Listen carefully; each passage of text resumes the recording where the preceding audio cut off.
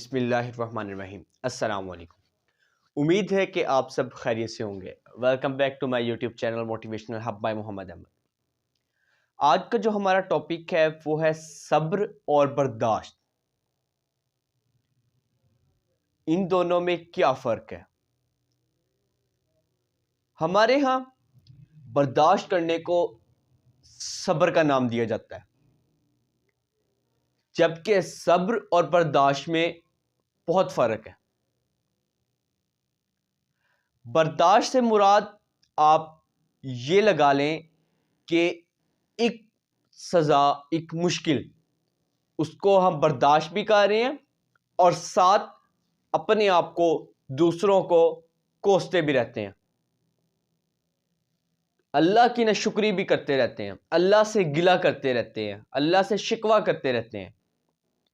جبکہ صبر، جب کوئی آپ کو چوٹ لگے، کوئی ناانصافی ہوئی ہو آپ کے ساتھ، کوئی آپ کے ساتھ ظلم و ستم ہوا ہو، اور آپ اس پہ نہ صرف صبر کرتے ہیں بلکہ اللہ کا شکر بھی ادا کرتے ہیں اور اللہ سے یہ امید بھی لگاتے ہیں کہ انشاءاللہ اچھا وقت بھی آئے گا، انشاءاللہ ہماری یہ مشکل بھی دور ہوگی، نہ کہ ہم اس پر شکوہ کریں۔ صبر اور برداشت میں یہ فرق ہے۔ برداشت میں ہم اللہ سے شکوہ شکایت کرتے رہتے ہیں، گلہ کرتے رہتے ہیں، جبکہ صبر میں ہم اللہ کا شکر ادا کرتے ہیں کہ اللہ تو نے مجھے توفیق دی کہ میں اس مشکل میں، اس مصیبت میں ڈٹ کر مقابلہ کیا اور صبر سے کام لیا۔ اور اللہ تعالیٰ قرآن پاک میں بھی فرماتا ہے ان اللہ مع الصابرین، کہ میں صبر کرنے والوں کے ساتھ ہوں، اور بے شک اللہ بالکل ساتھ ہے۔ لیکن جب ہم برداشت کرتے ہیں اور ہم سمجھتے ہیں کہ یہ صبر ہے اور اللہ ہمارے ساتھ ہے، جبکہ ایسا نہیں ہوتا۔ جب آپ کسی چیز پر، کسی مصیبت پر، کسی مشکل وقت میں اللہ کو یاد کرتے ہیں اور صبر سے کام لیتے ہیں تو اللہ بھی آپ کے ساتھ موجود ہوتا ہے۔ اور جب ہمارے اوپر کوئی مصیبت آن پہنچتی ہے تو ہم اس پر اللہ سے شکوہ شکایت شروع کر دیتے ہیں کہ اے اللہ میں ہی کیوں، یا میرے ساتھ ہی ایسا کیوں ہوتا ہے۔ جیسے مثال کے طور پر ایک بندہ فیل ہوتا ہے اور وہ مسلسل فیل ہوتا جا رہا ہے، حالانکہ اس نے محنت بھی پوری کی ہو، اس نے ایگزامز بھی اچھی طریقے سے دیے ہوں، لیکن پھر بھی وہ فیل ہو رہا ہے۔ یہ اس پر ایک اللہ کی آزمائش ہے۔ ایک بچہ وہ ہے جو صبر سے کام لیتا ہے اور ایک اللہ سے شکوہ کرنا شروع کر دیتا ہے کہ اللہ میں ہی کیوں، اللہ ہر باری میں ہی فیل ہونا۔ اور ایک بچہ جبکہ وہ صبر سے کام لے رہا ہے اور یہ سوچ رہا ہے کہ ہو سکتا ہے کہ اس میں اللہ کی کوئی مصلحت ہو، اس میں کوئی اللہ کی مہربانی چھپی ہو، اور وہ شخص کامیاب ہو جاتا ہے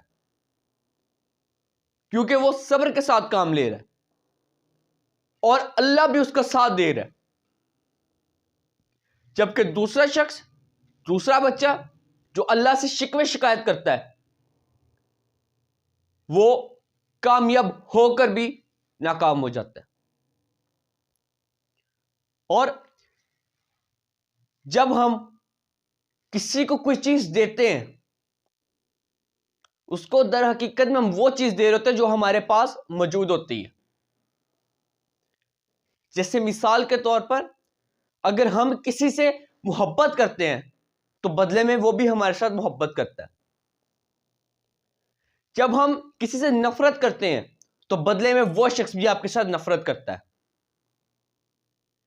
یعنی کہ ایک آپ نے کہاوت بھی ضرب المثل بھی سنی ہوگی کہ جیسا کرو گے ویسا بھرو گے.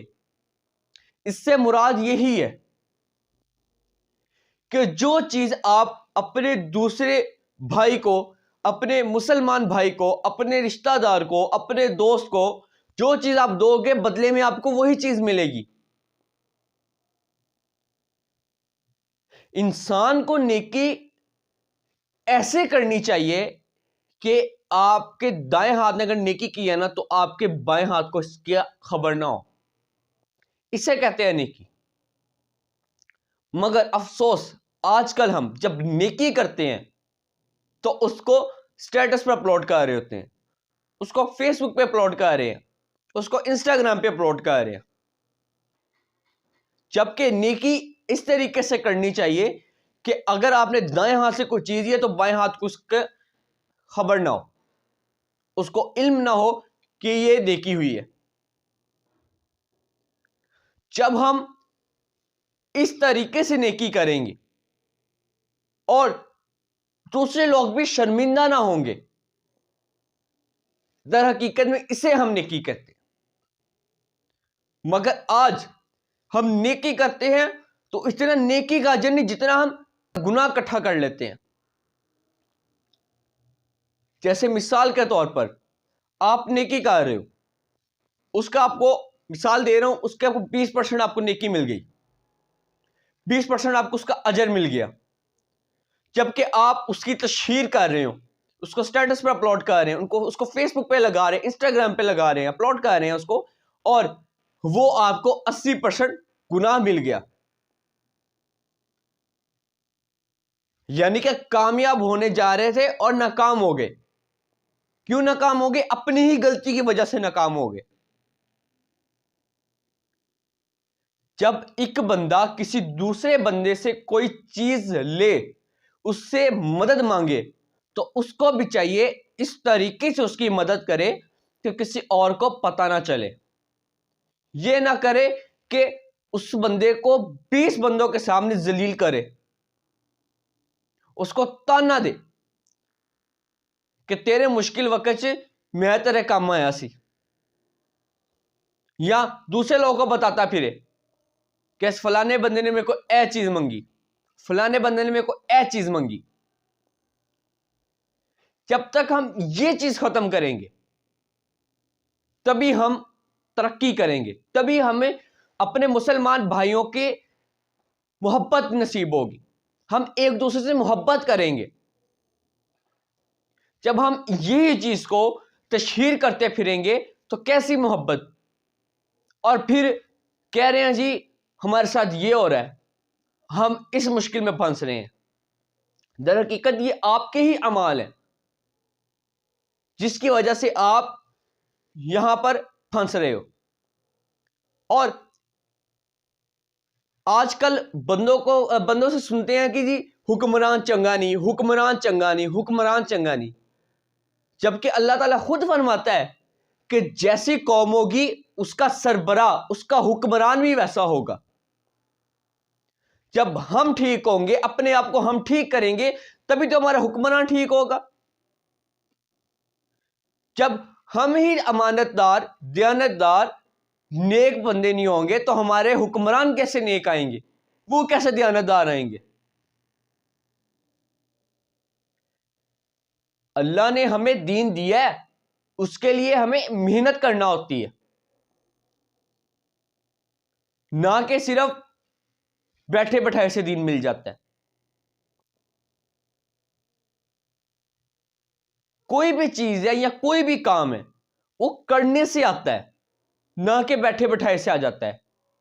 کوئی بھی آپ کام کرتے ہیں تو اس کے لیے آپ کو محنت کی ضرورت ہوتی ہے، نہ کہ آپ کو فارغ بیٹھنے کے آنے کی.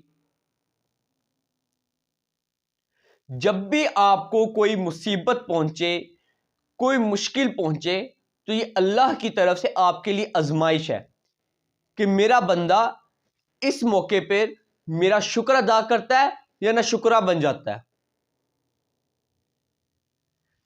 ایک بیماری ہے اور ایک صحت ہے، یہ دونوں اللہ کی نعمت ہے. اللہ کسی کو بیماری دے کر آزماتا ہے کہ یہ بندہ میرا شکر ادا کرتا ہے یا نہیں کرتا.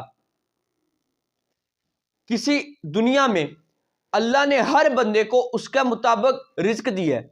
کسی کو تھوڑا دیا ہے, کسی کو ایوریج دیا ہے, کسی کو زیادہ دیا ہے, اور وہ آزماتا ہے کہ میرا بندہ کس حال میں میرا شکر ادا کرتا ہے. میرے بھائیوں, ہمیں اللہ کا ہر حال میں شکر ادا کرنا چاہیے. وہ جس حال میں رکھے اس کا شکر ادا کرنا چاہیے, اس سے شکوے نہیں کرنے چاہیے. اللہ سے یہ بات نہیں کرنی چاہیے کہ اللہ میں ہی کیوں. اگر اللہ نے آپ کو کوئی, اللہ کی طرف سے کوئی آپ کے پاس غم آتا ہے, آپ کو کوئی غم ملتا ہے, یا آپ کسی مصیبت میں مبتلا ہوتے ہو, تو یہ اللہ کی طرف سے آزمائش ہوتی ہے. ہو سکتا ہے اللہ آپ سے وہ چھین کے آپ کو بہتر سے بہترین دینا چاہے. ہو سکتا ہے کہ اللہ آزما رہا ہو کہ یار تو یہ چیز واقعی ٹھیک کر رہا ہے, یا تیرے دل میں واقعی اس کے لیے محبت ہے یا نہیں. اب میں مثال دے رہا ہوں, ہماری کوشش ہوتی ہے کہ ہمیں بہتر ملے, جبکہ اللہ کی کوشش ہوتی ہے کہ میں اپنے بندے کو بہتر کے بجائے بہترین دوں. اللہ تعالیٰ قرآن پاک میں فرماتا ہے کہ جو عورت تمہیں پسند ہے, جسے تم محبت کرتے ہو, اس کے گھر نکاح کا پیغام پہنچاؤ, نہ کہ اس کو لے کر گلی محلوں میں پھرو, نہ کہ اس کو بازاروں میں لے کے پھرو, نہ کہ اس سے تم موبائلوں پہ, فونوں پہ, کالز پہ باتیں کرتے پھرو.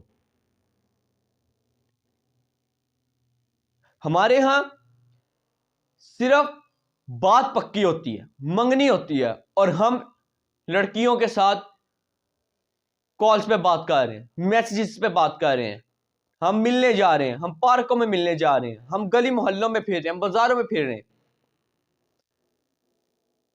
جبکہ وہ آپ کے لیے اس وقت بھی نامحرم ہے. اگر آپ اس چیز کو یہ کہو کہ جی ہم انڈرسٹینڈنگ بڑھا رہے ہیں اپنی, تو یہ غلط ہے. جب وہ تمہارے لیے محرم بن جائے تب تم اس کے ساتھ جیسے مرضی باتیں کرو. اللہ تعالیٰ آپ کو اور مجھے اس پر عمل کرنے کی توفیق عطا فرمائے. اپنا اور اپنے پیاروں کا خیال رکھیں. آپ سے ملاقات ہوگی انشاءاللہ اگلی ویڈیو میں. تب تک کے لیے مجھے دے اجازت. اللہ حافظ.